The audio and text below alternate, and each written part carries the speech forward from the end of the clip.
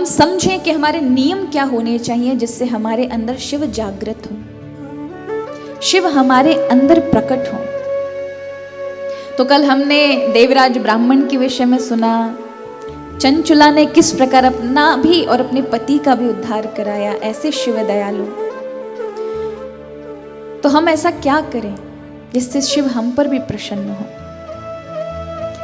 महात्मा की चर्चा में आता है कि जहां शिव कथा हो, वो शिव कथा में जाने का अवसर भी तभी मिल पाता है जब शिव कृपा करते हैं। और जहां शिव कथा हो और जो कथा कराने वाले हो या कथा सुनने वाले हो, वह भी अपनी ओर से आमंत्रण लोगों को भेजें। महात्मा में है कि दूर दूर देशों से अपने रिश्तेदार बंधु बांधवों को कथा से जोड़ें। इसका बड़ा पुण्य मिलता है। और आजकल तो बहुत आसान हो गया, जब से कोरोना आया तब से सब आसान कर दिया उसने। लोग पहले बड़ा सारी व्यवस्थाएं करनी पड़ती थी, 7 दिन बुलाएंगे, घर में रखेंगे, व्यवस्था भोजन पानी की, खुद को भी कम थोड़े उसमें रहना पड़ेगा, बाकी रिश्तेदारों को भी घर में ठहराना है क्योंकि कथा हो रही है। लेकिन आजकल तो सोशल मीडिया आ गया, बस एक बटन दबाया और लोगों को शेयर करके उनको भी कथा से वहीं घर बैठे जोड़ दिया, कहीं जाने की आवश्यकता नहीं है। कितना बड़ा महान पुण्य का काम है। शिव की कृपा बरस जाती है। जो भगवत, यूं तो महात्मा श्रीमद् भागवत कथा में भी है कि कथा से जोड़ना चाहिए, लेकिन शिव महापुराण साधन ग्रंथ है। यहां प्रारंभिक सीढ़ियां आपको प्राप्त होती है, और जो साधना के पहले चरण से किसी को कोई जोड़ देता है, उस पर शिव का आशीर्वाद उतरता है। तो यहां कहा दूर दूर तक लोगों को बुलावा भेजना चाहिए, शिव कथा से जोड़ना चाहिए। कहते हैं जो शिव की कथा से लोगों को जोड़ देता है, वो भले ही सुने ना सुने, वो उनका प्रारब्ध है। लेकिन अगर तो भगवान शिव को वो गणेश और कार्तिकेय की तरह प्रिय होता है। कितना प्रिय होता है?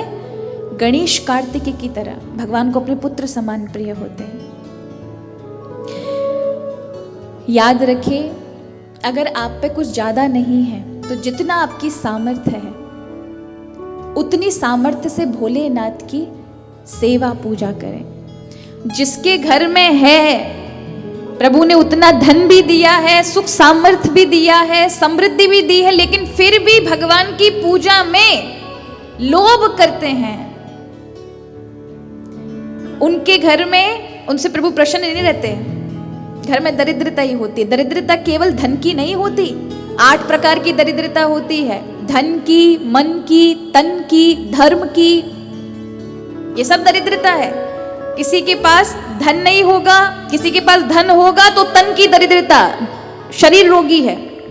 मन की दरिद्रता कि धन और तन सही है लेकिन मन दुखी है, क्लेश है, पारिवारिक क्लेश है, व्यवहारिक क्लेश है।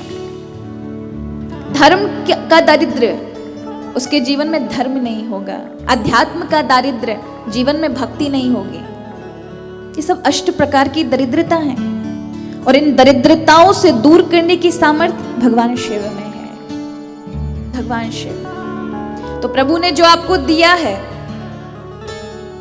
उससे महाराज जितना सामर्थ्य बने भोलेनाथ की सेवा करनी चाहिए।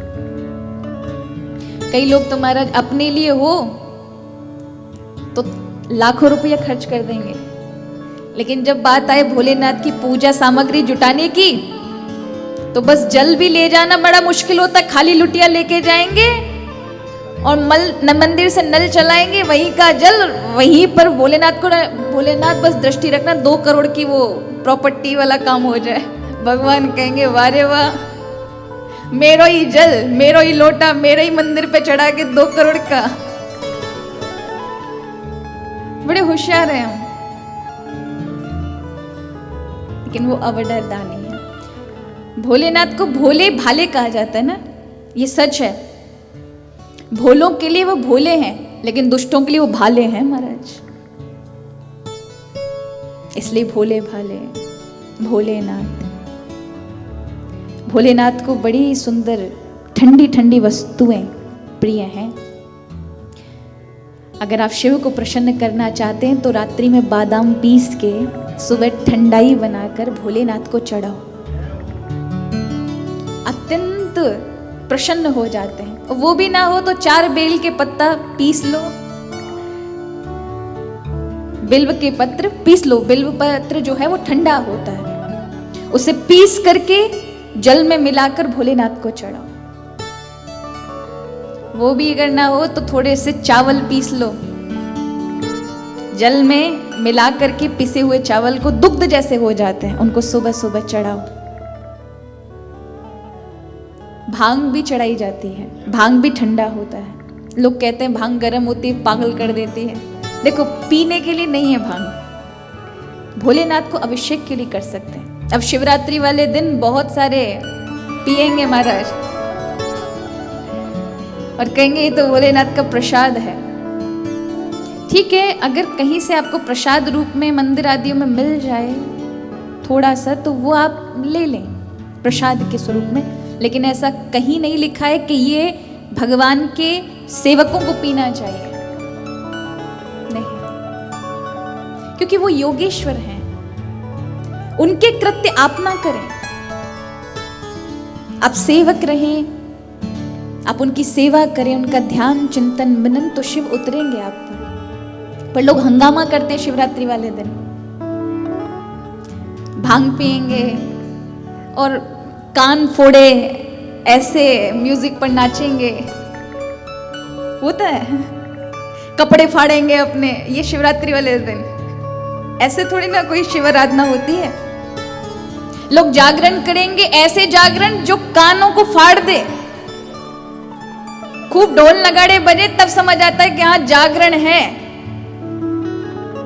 जबकि जागरण इसे नहीं कहते। जागरण यानी एक जगह बैठ करके एक आसन पर सीधी रीढ़ की हड्डी करके आप जो भी मनन चिंतन भोलेनाथ का करें और आपकी स्मृति में आप दृष्टा बनकर रहें, ऐसे समझें।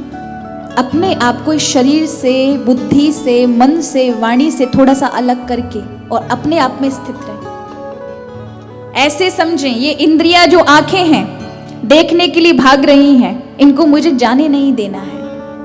इस वाणी को संयम में रखना है, वाणी को भोजन पदार्थों में बोलने में जाने नहीं देना है। अपने आप में संयम रखो, इंद्रियों को देखो, कानों को देखो, ये कान कहीं सुनने के लिए दौड़ रहे, रोको इन्हें।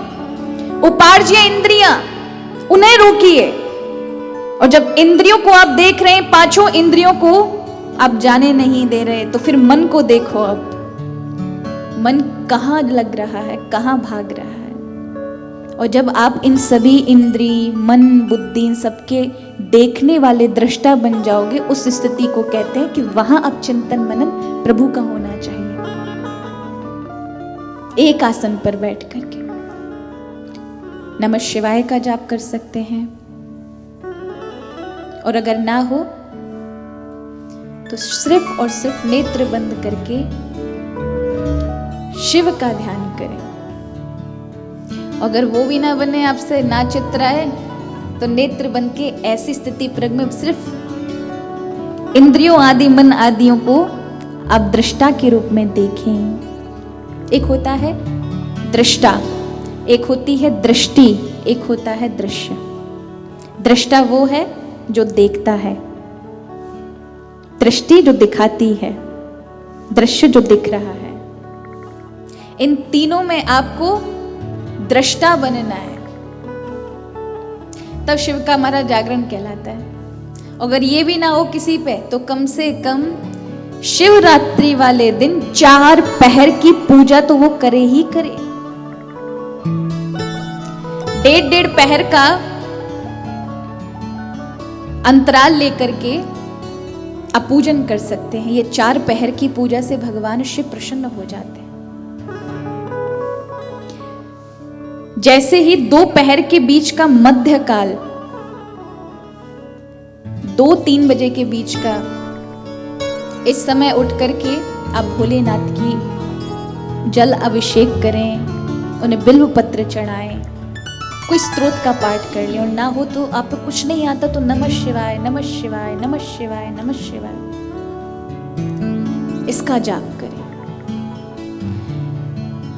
नियम बताए गए हैं कि जब आप कथा में बैठे और भोलेनाथ को प्रसन्न करना चाहते हैं तो स्नान करके सुबह सुबह शिव मंदिर जाके या अपने ही घर में शिव भगवान का सुंदर श्रृंगार करें, उन्हें जल चढ़ाएं और हाथ में जल लेकर के अपने गोत्र का अपना नाम, क्योंकि आपको नई संस्कृत आती है, नहीं आपके पास कोई विद्वान ब्राह्मण है, तो क्या भोलेनाथ आपके मन की बात नहीं जानते? हिंदी में भी चलेगा। अपने गोत्र का अपना नाम लेकर के, हे भोलेनाथ मेरी रक्षा करें, मैं जिस हेतु से कथा श्रवण कर रहा हूं ये कथा मेरी कुल परंपरा को भी लगनी चाहिए, मेरे गोत्र में जितने पूर्वज हुए या जो अभी आगे की पीढ़ी जितनी होगी और मेरे परिवार में, हम सबकी रक्षा करें। भोलेनाथ हम जो इच्छित वस्तु के लिए बैठे हैं कथा श्रवण के लिए वह भी पूरी हो, और फिर भोलेनाथ पे छोड़ दें। हो सके तो इस मध्य इस शिवरात्रि पर रुद्राक्ष अवश्य धारण करें। रुद्राक्ष माने भगवान शिव के अश्रु से उत्पन्न हुआ फल है रुद्राक्ष। शिव भगवान की आंखों से अश्रु से बना है। जब आप धारण करते हैं तो समझिए भगवान शिव अपनी दृष्टि से तुम्हें देख रहे हैं। रुद्राक्ष का मतलब ही रुद्र की आंख। हो सके तो गले में पहने, हाथ में पहने, नहीं तो रुद्राक्ष का स्पर्श करके कथा श्रवण, तो उसका कथा का एक अलग चमत्कारिक आपको अनुभूति होगी। रुद्राक्ष धारण करके श्रवण करें। कहा भैया अगर ये भी ना हो तो नमः शिवाय नमः शिवाय नमः शिवाय का जाप करते हुए कथा श्रवण करें। उठने बैठने का अगर कथा के मध्य उठना बैठना पड़े, उबासी लेनी पड़े तो नमः शिवाय बोलना चाहिए। उबासी ले रहे हैं तो नमः शिवाय नमः शिवाय नमः शिवाय, उठ रहे हैं तो नमः शिवाय नमः शिवाय नमः शिवाय जाप करें तो शिव की प्रसन्नता प्राप्त होती है। श्रोता वक्ताओं के नियम बताए, किस दिशा में श्रोता वक्ता को बैठना चाहिए, तो कहा वही दिशा उत्तम है जहां श्रोता और वक्ता दोनों आमने सामने हो। ज्यादा गरिष्ठ भोजन नहीं करना चाहिए।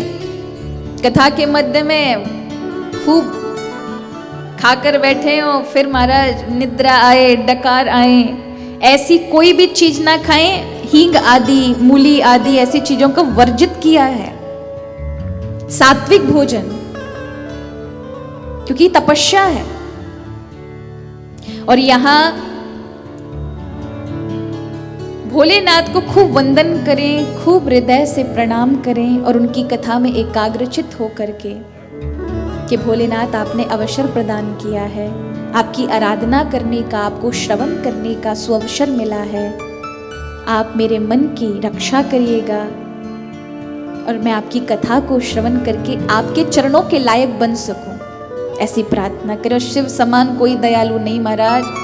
भगवान ने तो श्रीमद् भागवत कथा के 11वें स्कंद में कहा है, जिस पर मैं अत्यंत प्रेम करता हूं तो उसे अपनाने से पहले उसकी परीक्षा ली जाती है, उसका सर्वस्व हरण करता हूं, फिर भी देखता हूं मुझे अभी भी भज रहा है, तो जितना उसे प्राप्त था उससे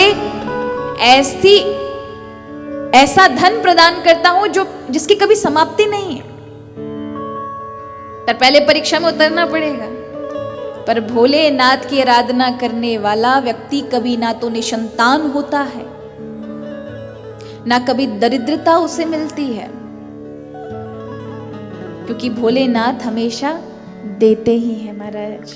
दरिद्र भी उनसे धन बन जाते हैं। को उदार जग माही, ऐसो को उदार जग माही। भोलेनाथ समान कोई उदार नहीं है। एक बड़ा सुंदर आता है कि उनकी उदारता का परिचय कहां तक कहें, समस्त वेद पुराण आदि भरे पड़े हैं। एक किसी गांव में एक शूद्र रहता था। पूर्व जन्म के संस्कार होते हैं महाराज, और उसी के कारण आपको वर्तमान में सुख दुख अभाव झेलने पड़ते हैं। किसी को धन का अभाव है, किसी को अच्छे तन का अभाव है, किसी भी कारण से किसी को परिवार में हमेशा कितना भी अच्छा करे लेकिन उसको परिवार में हमेशा लड़ाई झगड़ा सब कुछ सुनने को मिलता है, वो उसके पूर्व जन्म के संस्कार हैं। और इस पूर्व जन्म के संस्कार के कारण इस शूद्र को भोजन नहीं मिलता था। ये जगह जगह मांगता लेकिन कोई इसको नहीं देता। संयोगवश एक दिन ये ऐसी जगह पहुंच गया जहां बहुत सुंदर शिवालय था और पास में एक तालाब था। उस तालाब में कमल के पुष्प लगे थे। अब वो भूखा प्यासा, भोजन तो था नहीं, सो उसने तालाब के पास जाकर के ठंडा ठंडा जल पिया। और वो तीर्थ क्षेत्र था। जल पान करते ही अद्भुत चमत्कार उसके जीवन में घटा। अचानक उसकी दृष्टि शिव मंदिर की ओर पड़ गई और वह चलते चलते, क्योंकि अपने जीवन में कभी गया नहीं शिव मंदिर, कभी देखा नहीं शिव क्या होते हैं, धीरे धीरे चलते चलते जैसे ही मंदिर के ऊपर उस परकोटे पर पहुंचा सीढ़ियों से, तो उसने देखा शिव मंदिर पर कुछ फल चढ़े हुए हैं एक पिंडी पर। अब वो क्या जाने, उसने जैसे ही सोचा ये खाने की वस्तु कोई है भी नहीं, यहां से ले लूं, भूखा प्यासा दौड़ करके गया और शिव के ऊपर चढ़ा हुआ प्रसाद उसने ले लिया। लेकिन शिव को देखते ही, कभी कभी शिव पिंडी भी इतनी प्यारी होती है महाराज कि मन ठहर जाता है, मन करता है कि ये तो अपने पास होनी चाहिए। अब बाण गंगा चले जाओ, वहां से जो नर्मदेश्वर निकलते हैं, नर्मदा मैया से अंदर से जो सुंदर सुंदर पिंडी रूप में नीले हरे आदि काले सांवले ऐसे जो निकलते हैं नर्मदेश्वर, अद्भुत होते हैं। उनकी प्रतिष्ठा करने की आवश्यकता नहीं पड़ती। जैसे अन्य आप शिवलिंग लेकर आएंगे तो उनकी प्रतिष्ठा करनी होगी, लेकिन जो नर्मदेश्वर हैं, नर्मदा जी से आने वाले, वो स्वयं सिद्ध होते हैं, वो स्वयं शिव हैं। नर्मदा का एक एक कंकड़ भी शंकर है महाराज। जिस प्रकार गंडकी के निकलने वाले शालिग्राम साक्षात विष्णु है। अब आप वो गंगा जी से शालिग्राम भले गोल मटोल मिले लेकिन प्रतिष्ठा करानी पड़ेगी। शालिग्राम तो काली नदी गंडकी के साक्षात शाश्वत विष्णु है। तो यहां उन सुंदर शिवालय को देख करके, उस शिवलिंग को देख करके उसके मन में ऐसा भाव जागा, क्यों ना मैं भी जल चढ़ाऊं। और उसने अपनी अंजलि से जल भरा और लेकर जैसे ही मंदिर तक आया तो सारा बह गया। तो पास में कमल के पुष्प खिले थे, उनके पत्तों के दोने बनाए, भर भर के भोलेनाथ को चढ़ाए। उसका मन परिवर्तन हो गया उस सेवा से, एक बार की सेवा से।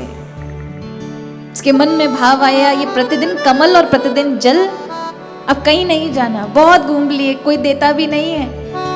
जितना ये भोलेनाथ देगा उतना खाएंगे और यहीं रहेंगे। तो वो व्यक्ति प्रतिदिन जल चढ़ाता